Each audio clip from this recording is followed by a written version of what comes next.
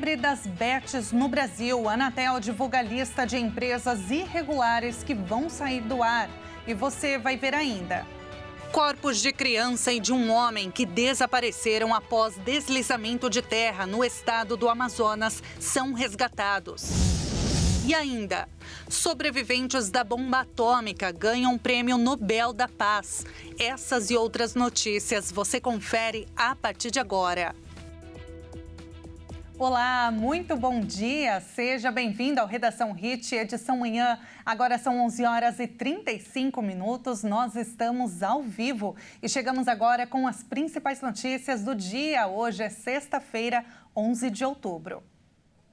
E olha, esse mês é de conscientização e de combate ao câncer de mama. Esse é o segundo câncer mais incidente nas mulheres, atrás apenas do câncer de pele. Para falarmos mais a respeito desse assunto, vamos conversar agora ao vivo com a doutora Mariana Bello, médica mastologista. Doutora, seja muito bem-vinda, é um prazer falar contigo. Obrigada, bom dia a todos. Doutora, por que o câncer de mama ele é tão incidente nas mulheres? A incidência dele é tão alta? O fato da incidência ser muito superior do que na população masculina, né, é o fato de que fisiologicamente a mulher ela é exposta a hormônios, né, produzidos fisiologicamente como estrogênio e progesterona, que são capazes de modificar e alterar estruturalmente a mama, né? E isso, no decorrer do tempo, pode repercutir em alguma alteração, formação de algumas alterações e até possibilidades diagnósticas de câncer de mama, né? É importante, é um dado muito importante, trata-se de uma doença muito prevalente, né? É a principal câncer, ele só perde para o câncer de pele não melanoma. Dados do INCA mostram uma perspectiva aí de talvez mais de 73 mil novos casos ao ano aí, ao longo do triênio de 2023 e 2025.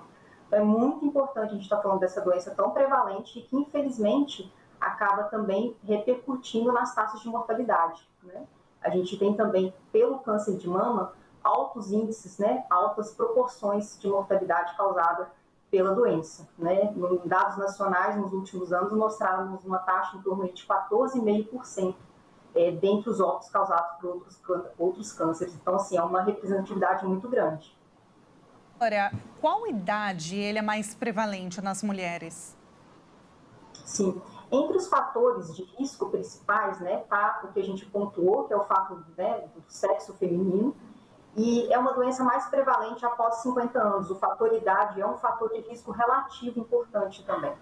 Apesar de que, principalmente nos últimos 2 anos, a gente vem identificando uma prevalência também da doença em mulheres mais jovens, né?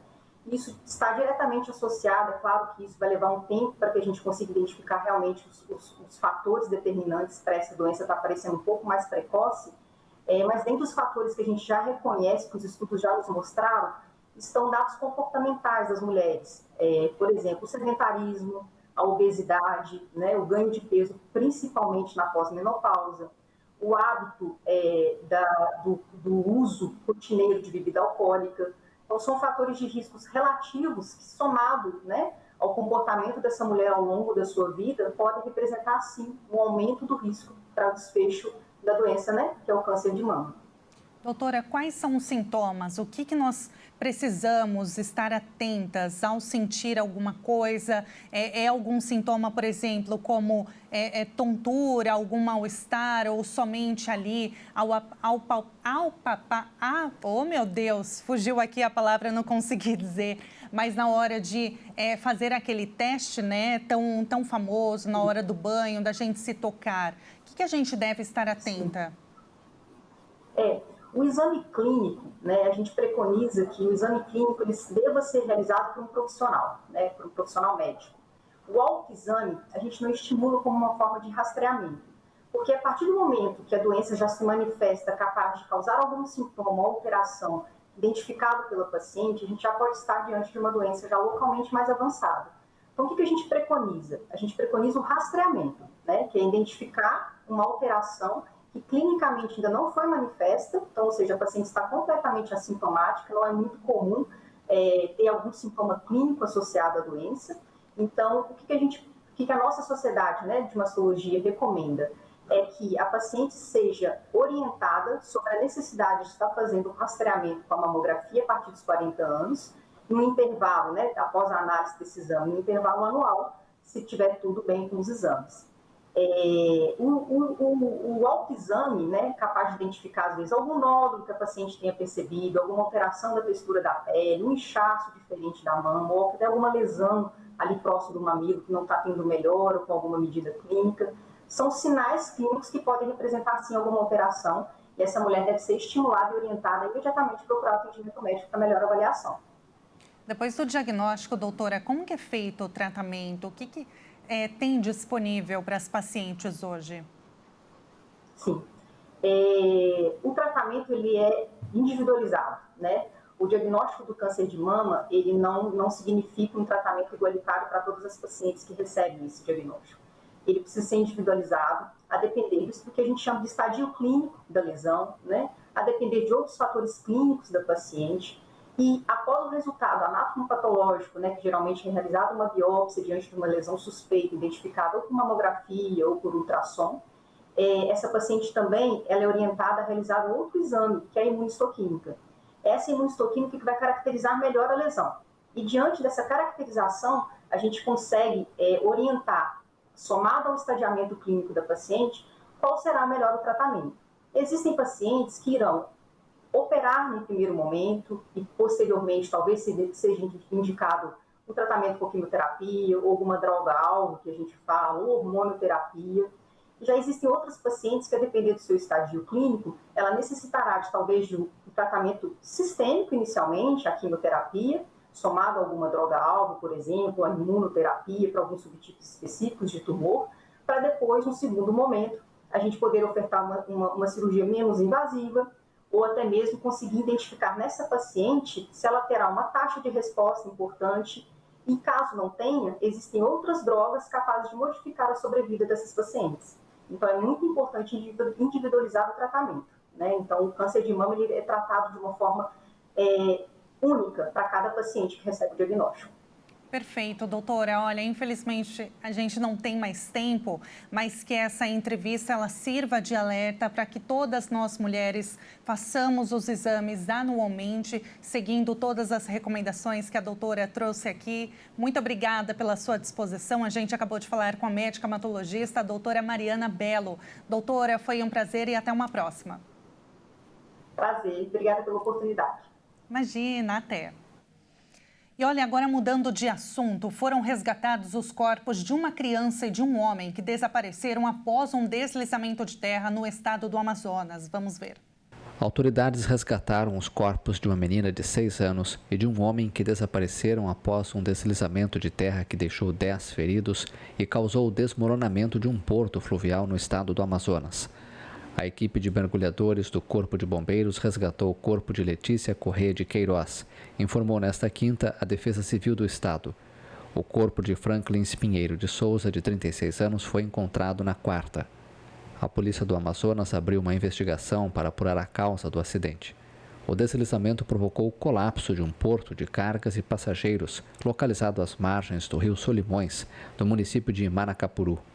Nos últimos anos, o país registrou deslizamentos de terra e inundações causados por fenômenos meteorológicos extremos, atribuídos, em parte, às mudanças climáticas.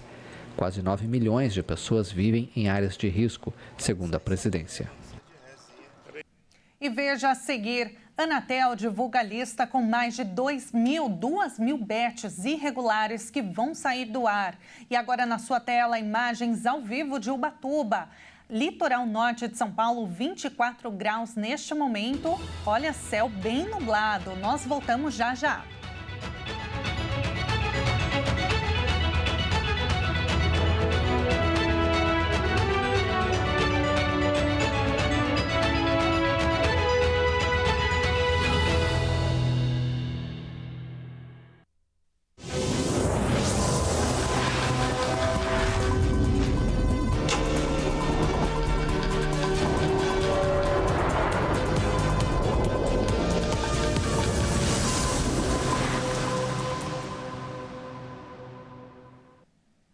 Nós estamos de volta agora pelo horário de Brasília, 11 horas e 47 minutos.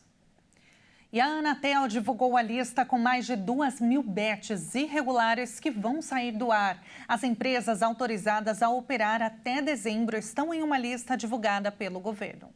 A Agência Nacional de Telecomunicações divulgou a lista de empresas de apostas esportivas que sairão do ar nos próximos dias por não terem sido autorizadas pelo Ministério da Fazenda a operar no Brasil.